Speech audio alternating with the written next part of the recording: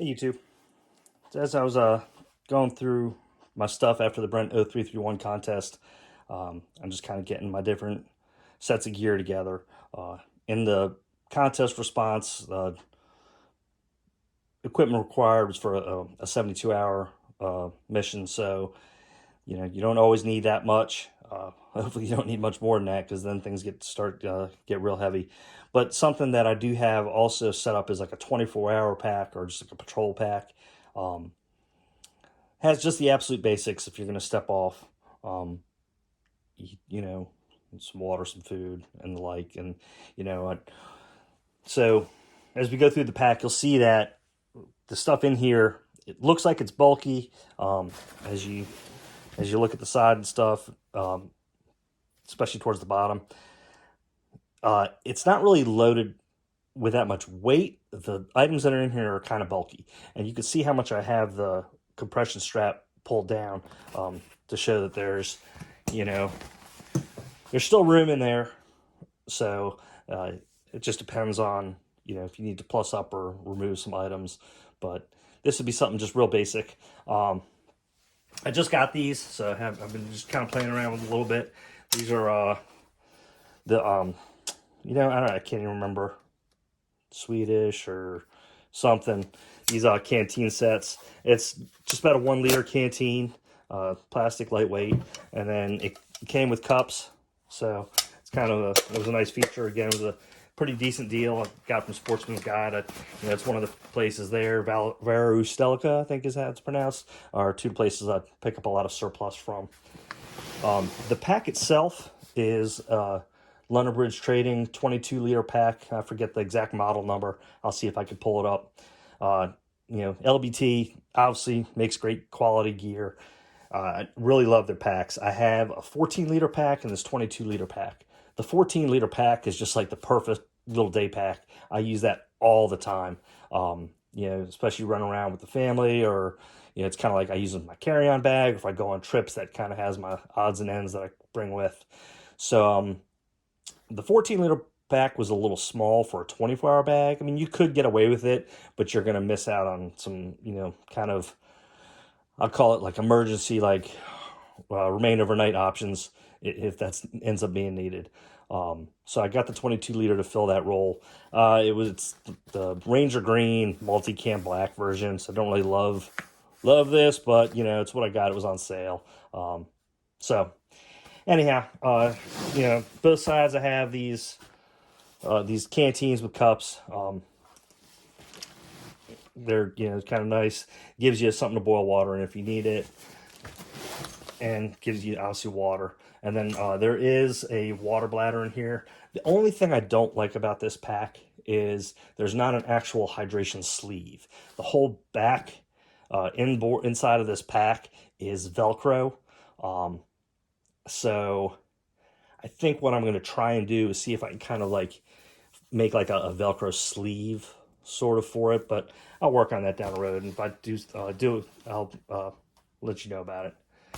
So the outside on this, this first little thing, just kind of some quick stuff. I have another one of my little first aid packs. It's got, meds and Band-Aids. Again, I'll link the video to it. Just something, always had. This is stuff you wind up needing more than anything else, right? Band-Aids and ibuprofen to get you through the day. A small pack of wet wipes because you never know when you gotta go. I do have like an extra pair of foamies just tucked in there just to have, and then a couple light sticks, and that's it.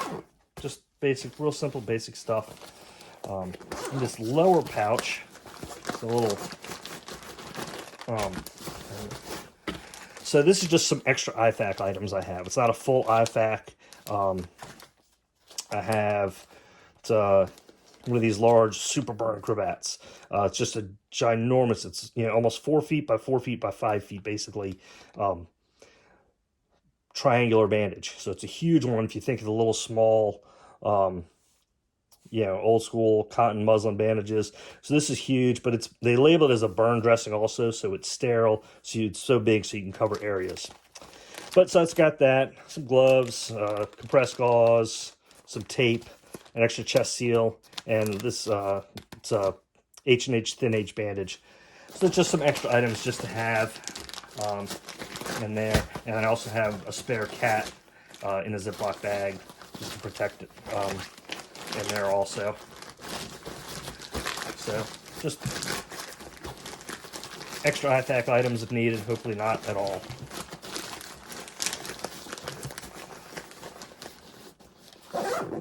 This bottom pouch is a BAE Eclipse. I don't know if that's like a knockoff, or not a knockoff, but like it was GI issue stuff. I don't know if it was part of the Ranger load carrying system or the Special Forces load carrying system or what, or like a copy Eagles Industries, but it's good quality stuff.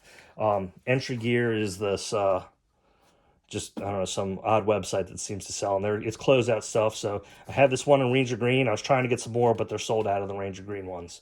You get them in khaki. But anyhow, I digress. Just a large GP pouch. And again, like I said in my other video, I just got an Enola Gay order. I finally ordered a bunch of smokes to have some different colors. So this pouch just holds it. There is four four elastic loops across there. And then this last one just goes in the bottom. So I have this plastic vinyl cap on it, and I put that on there to protect the ring so it doesn't get pulled. And then I put tape on it, denoting the color. So I just thought that'd be something to throw in there. I don't know, but I have them, so might as well. And pop all these compression straps. So the compression straps do work to help kind of compress the load. So it does give, there is some more room in here. The other thing I like about this pack is that it's a full panel loading pack. So it lays all the way open. So it's real easy to access everything. So I'll start over here. This the front here has two pouches. So an extra spoon, and then I have one of these little folding plastic cups. If you've ever heated up water for coffee in your metal mug, canteen mug, and then forgot how hot it was and burnt your lips, you know why you have one of these. I have a fire kit in here. I got a lighter, matches, some votive candles. In this, there's a Vaseline cotton balls, a ferro rod, and a Fresnel lens. 550 cord. It's probably too big a hank. I should probably cut down on that size, but I have it. And then 100-mile-an-hour tape and zip ties. You get these little like plastic dowel things or pipes or whatever you want to say it. So I wrap the duct tape on that, and it allows me to put the zip ties through there.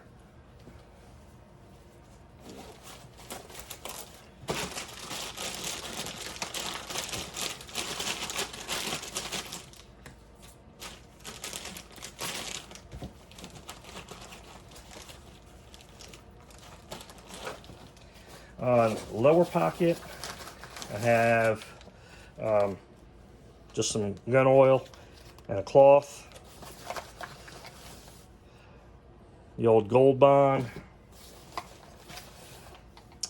a boar snake, and then this plastic case that it comes in acts as a pull cord. I got there's a chopped down toothbrush in there. It's just a make do rifle cleaning kit. I have a life straw. It's called the Life Straw Flex. It comes in with this bag. So this acts as your dirty water bag. You fill water. You got a liter of water here, and then your filter here, and then you would just kind of acts like a Sawyer squeeze, and that way have a means for water filtration if need be. And then lastly, I got batteries, AA, AAAs, and some 2032s. It covers all the different little things I carry.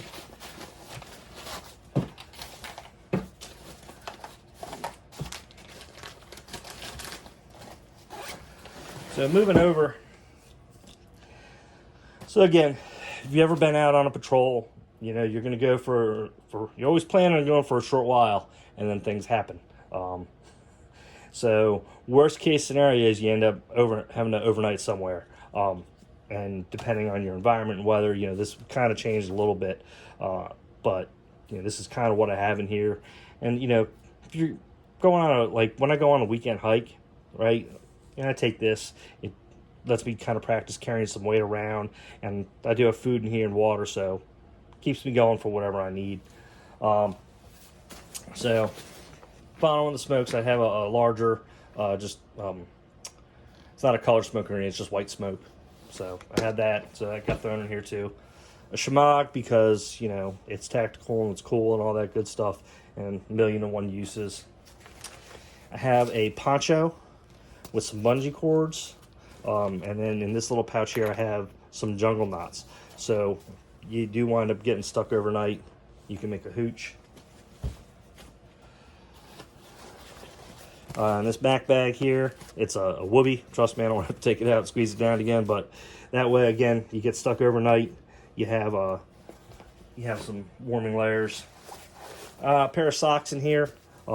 Again, just if you wind up getting feet wet, you want to be able to have some dry ones. I have one of my homemade MREs. I'll link the video I have to this. So this will, if you're doing a lot of hard work, 24 hours is going to be, you're still going to be hungry after that. But it's got a good mix of food in here to keep you going. In this pack, I have an Esbit stove. I have some extra stuff in here that I probably could get out to make, since I have the fire kit, but mini Bic, votive, some matches, and then, of course, the Esbit stove with some... got about 6 tabs in there. There's also I'll pull it out. There's also a windscreen. It's just basically some real thin sheet aluminum. I forget where I got that.